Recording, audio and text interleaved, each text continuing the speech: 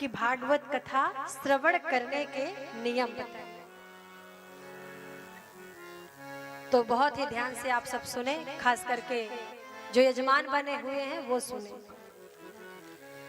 भागवत कथा श्रवण करने के बहुत पहले नियम तो ये थे कि व्रत रख करके हम भागवत कथा श्रवण करें, लेकिन अब शरीर इतना सामर्थ्यवान नहीं है, इसलिए छूट दे दिया गया कि आप कुछ भी सुंदर फल प्रसाद खा करके और भागवत कथा श्रवण करें। यदि फल से भी आपको संतुष्टि नहीं है तो आप एक टाइम भोजन करें, एक टाइम फल लें।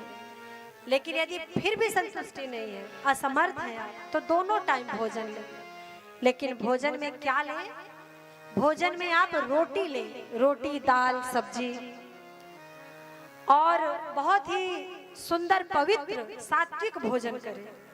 लहसुन प्याज तो बिल्कुल भी ना हो, बहुत मसाले मिर्च भी ना हो, सिंपल भोजन हो और बहुत पवित्र हो। स्नान ध्यान करके भोजन को तैयार करें, और बहुत सबका छुआ हुआ भी ना हो, कोई एक जन ही भोजन को तैयार करे।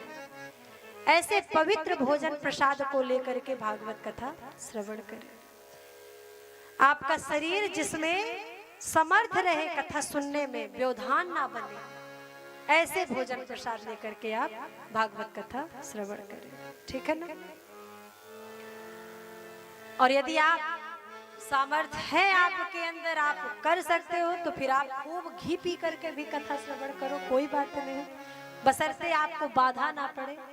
उद्देश्य ये है। और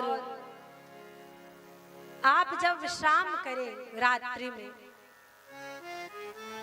तो खटिए में नहीं, चारपाई में नहीं, बल्कि जमीन पर सुंदर बिछा करके वस्त्र, और फिर उस पर आप शयन करें। झूठ ना बोले, क्रोध ना करें, थोड़ा इस तरह के भी बातों का ध्यान रखें।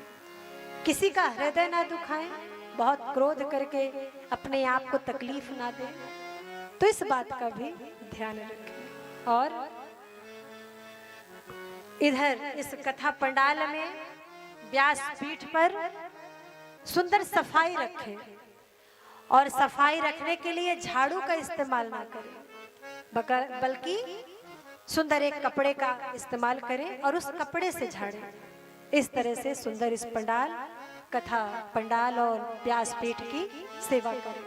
भागवत जी को अकेले ना छोड़ें, भागवत जी को अकेले नहीं छोड़ना चाहिए, ये नियम है। तो ऐसे कुछ नियमों का ध्यान रखते हुए 7 दिन तक भगवान की कथा श्रवण करें। घर से आए तो कहीं किसी और की चर्चा ना करते हुए, बल्कि ओम नमो भगवते वासुदेवाय जैसे सुंदर मंत्र का उच्चारण करते हुए आए। जाए भी तो इसी मंत्र को गाते हुए जाए। इस तरह से कुछ नियम है जिसका आप सब पालन करें। और इस तरह से प्रथम दिवस की कथा और कथा सुनने के नियम आप सबने श्रवण किया। तो आइए अब हम द्वितीय दिवस की कथा सुंदर श्रवण करेंगे, लेकिन आइए उससे पहले एक छोटा सा भजन गा लें, तत्पश्चात हम कथा श्रवण करेंगे।